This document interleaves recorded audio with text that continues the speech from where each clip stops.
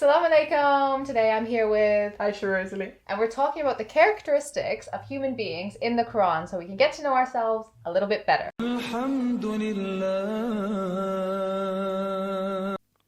And he taught Adam all the names, then presented them to the angels. Then he said, "Tell me the names of those if you are right." I think that's really good to hear because we can often doubt ourselves, right? We can often have this sort of limiting belief where we're like, okay, I'm learning this one subject. Maybe I shouldn't learn another subject because I'm not going to be able to memorize both. But Allah's created us with such incredible minds. And we see it all the time, people coming and doing the most amazing things with their brain, learning the most amazing things, all these different languages and sciences. And, we've done quite a lot since we've been here in our time. We've built, all with the will of Allah, we've built some incredible things. And I think to recognize that and understand that Allah has built this incredible machine, or whatever you want to call it, brain inside of my head, and that I can use it for good. And I don't have to have this limited belief of, I can only learn so much. We've got a huge capacity to learn, more than what we can ever imagine. And what are we using to fill our brain, Like, are we using it to fill it with beneficial knowledge, or are we filling it with garbage that we're never actually going to use, or it's just not going to benefit us in this life? Then set your face upright for the religion in the right state, the nature made by Allah, in which He has made men. There is no altering of Allah's creation. That is the right religion, but most people do not know. I think you relate to this a lot because of your convert story. And in your time of need, you called towards Allah subhanahu wa ta'ala. And I think we all do that, whether intentionally or unintentionally, whether we just say, oh my God, which is something that we use a lot without actually really knowing what we're saying. A lot of atheists say it. That's true. Yeah. I'm sure I used to say it as an atheist as well. Exactly. And even before, when I wasn't a believer, I didn't follow any religion, I still in times of despair would be like, oh God, please. Like, oh God. And I think it's very natural to do it. No one ever taught me to do that. I was never taught to do that by any movie, any person, any teacher. It's the fitra, isn't it? It's that natural turning towards something higher, something with more power than us to help us in a time of need. And Allah talks about it a lot in the Quran, and He says even, when you're in hard times, you turn to me, and when you're in good times, you forget, So we should always, even when things are good, continuously remind ourselves that they're good because Allah has made them good in that time, and they could easily turn bad in a second, and then you'll be seeking Allah's help once again. Then He made him complete and breathed into him of His Spirit and made for you the ears and eyes and the hearts. Little is it that you give thanks. I think this is really important for us to remember because we have so many blessings in our life that we don't even think about on a daily basis. Yeah. And I think Corona has taught that to a lot of people because even breathing we take for granted, and so many people are suffering for breath.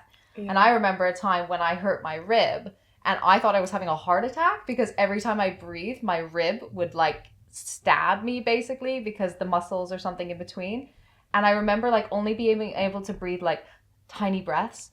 And I was like, oh my God, how important just the rib cage is for me to be able to function in my daily life and to want to just breathe so deep to finally fill my body with the oxygen it was wanting. Mm-hmm. And it's until you lose that small thing, you hurt your toe and you can't walk or something, you can't wear shoes. It's these little things we take for granted that Allah has given us. Mm-hmm.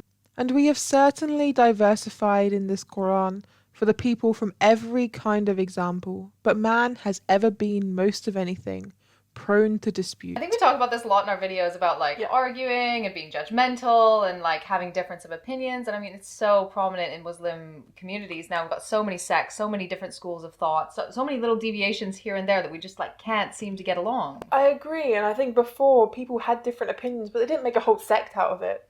You don't just group together everyone with your opinion and go, okay, we all have this opinion, you guys don't, therefore we're different. But the thing is, we also live in a time where we have technology, which can be good and bad.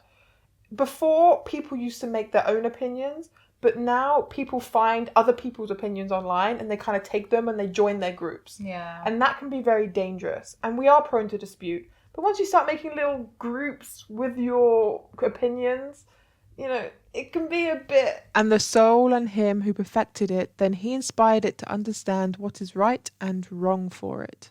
Children are very innocent beings, from what I know.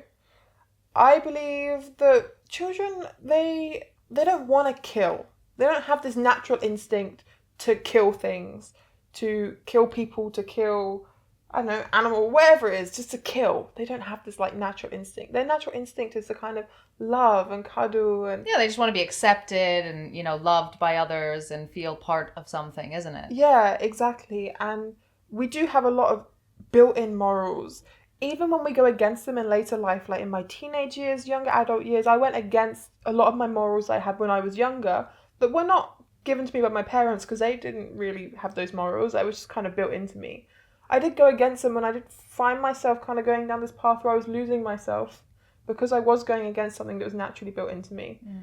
And I think that's very common. I think that we all feel that sense of guilt, when we do something that Allah doesn't love us to do.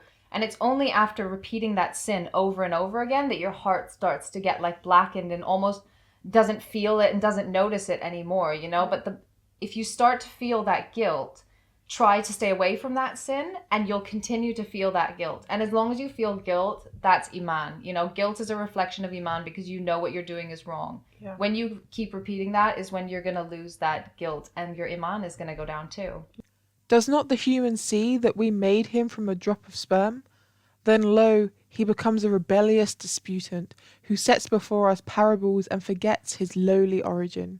I was super rebellious as a teen, as a young adult. I did not want to listen to anyone. I did not care about anything. And I very much relate to this. And I think when I first read the Quran, I saw a lot of myself in these ayats. And I think that that's what really sort of scared me straight, a way that my parents never were able to, which I think I really needed.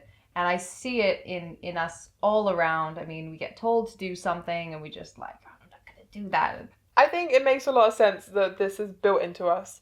Because if it was all easy, if we were all born the same way and we all had this nature to just go towards Allah and just love everything and be compassionate and had nothing to fight against, then where's the test? Yeah, there's no point in this worldly life then, isn't it? Exactly. So it makes sense that we have things inside of us that are testing. Sometimes that rebellious nature can be good because you can be rebelling against something that's very unfair and oppressive. Well, I mean, I suppose we rebelled against our upbringing by becoming Muslim. So yeah, I agree. It could be a positive thing as well. Exactly. Did you learn anything new about your character today? Anything you want to take away from this? About my character?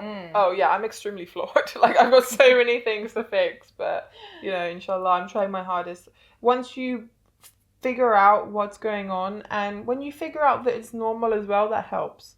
Because you don't want to feel like you're abnormal. You don't want to feel like you're doing something that no one else has ever felt and ever done, and you're this like weird thing that nobody understands because it's not true. Everyone, we've all had very similar experiences. So knowing that a lot of my negative aspects of myself are kind of built in and it's normal to have, helps me fight them. Yeah, then you're not really like blaming yourself for it or looking at yourself negatively for it. It's just something that we are as humans and we need to look out for. Yeah. I think I need to work on my rebellious nature and my argumentative nature and having to be, right. I think that's what I'm going to take away from this and work on myself, inshallah. So inshallah, you guys have learned something from this video as well, and you can take something away and improve something in your own character, inshallah. Jazakallah khair, my dear sister, for joining me in this video. Take care and Assalamu alaikum.